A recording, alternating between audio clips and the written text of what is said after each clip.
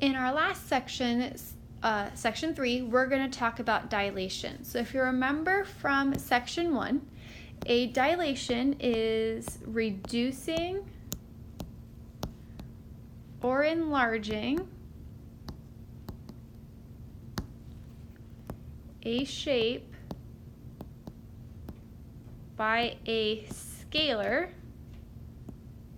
which we indicate with the letter K. And scalar is another word for scale factor. Okay? So when we have an original figure and it gets larger, that means the scalar is a number greater than 1. If our original figure gets smaller, then that means that the scalar is between 0 and 1, also known as a fraction. So also of note, if a scale factor is negative, it also reflects the image through an origin. So one way we can see a reduction or an enlargement is graphing. So we have our original shape ABC in the red. It has been enlarged by a factor of 2 to get our new image A prime, B prime, C prime.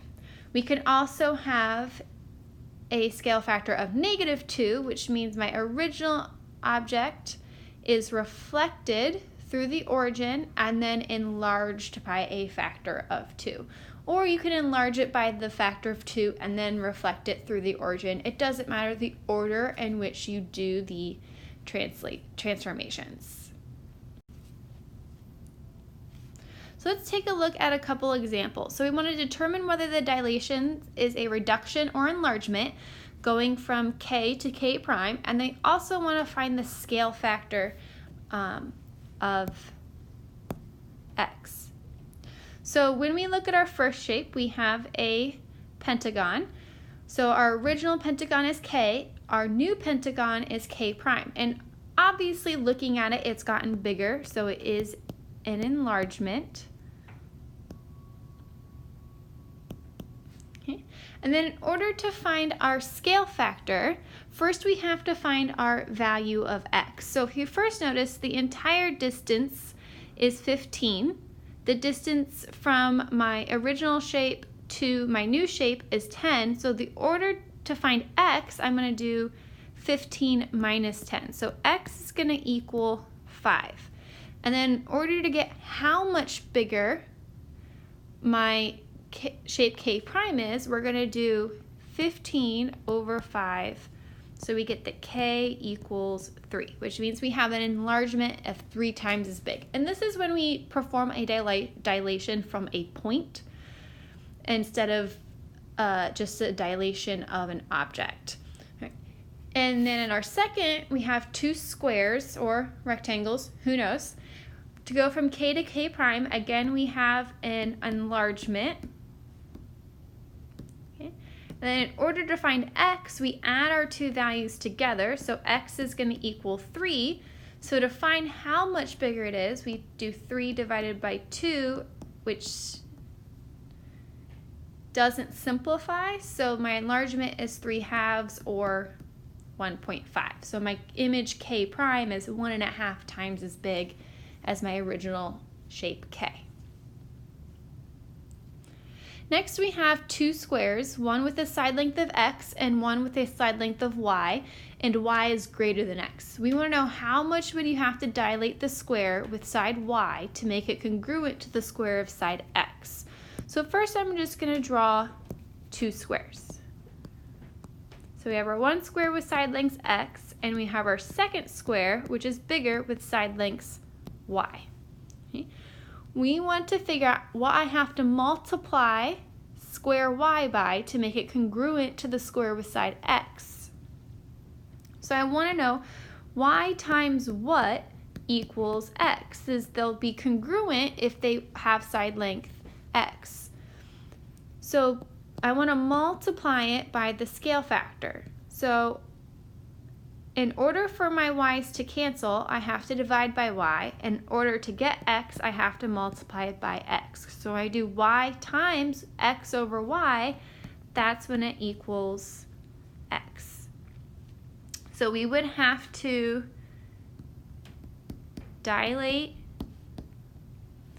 by a factor of x over y.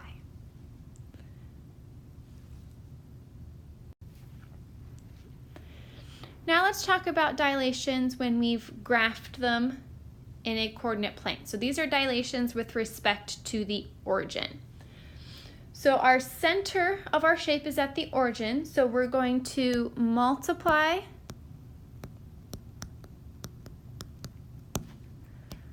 our vertices by the scalar to obtain our new image. Okay. So when we look at our first example, we have our polygon and its dilation factor, and we want to draw our dilated polygon. So first I'm going to draw my original polygon. So with points at 1, 1, 2, 3, 4, 2, and 3, 1.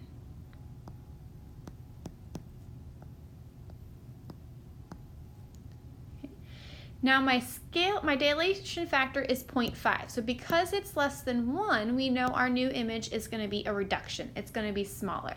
So we get our new points is we multiply our vertices by 0.5. We multiply x and y by 0.5. So if you want to go up here to write a rule for our dilation, we have our point xy, and our new points become kx and ky. Each point gets multiplied by our scale factor. So when it comes to our example, 1, 1, when they get multiplied by 0.5, becomes 0.5, 0.5. Our new point b prime, when we multiply it by 0.5, is going to become, c prime. There's no b here.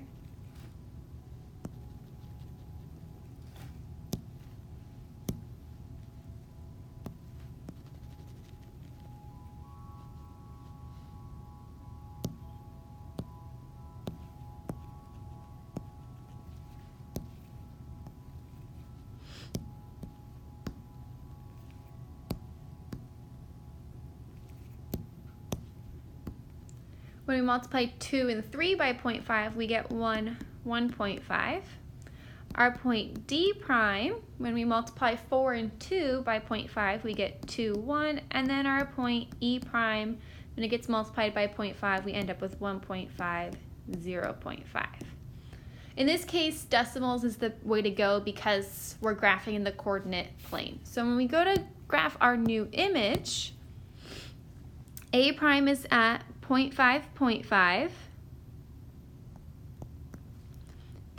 C prime is at 1, 1.5. D prime is at 2, 1. And then E prime is at 1.5, 0.5.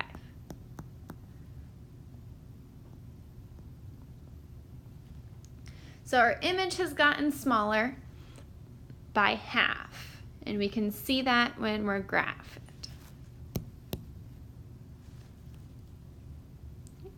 In our last example, we have a triangle QRS, and our scalar is 1.5, so our dilation factor is 1.5, which means it is an enlargement because it is greater than 1.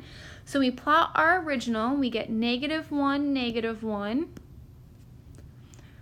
For Q, R is at 0, 2, S is at 2, 1, so we get our triangle.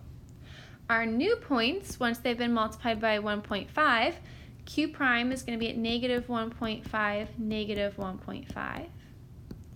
R prime is going to be at 0, 3, and S prime is going to be at 3, 1.5. So we plot our new image. We go to -1.5, -1.5, 0, 3,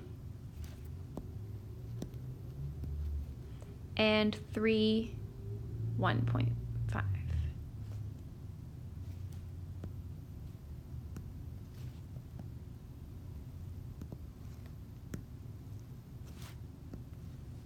When we perform an enlargement, our original shape should end up being inside our new shape. Because it's gotten bigger, it's going to go around our original image when we dilate it by our scale factor. So let me know if you have any questions while you're working on the Section 3 assignment over dilations, how we perform dilations, anything like that.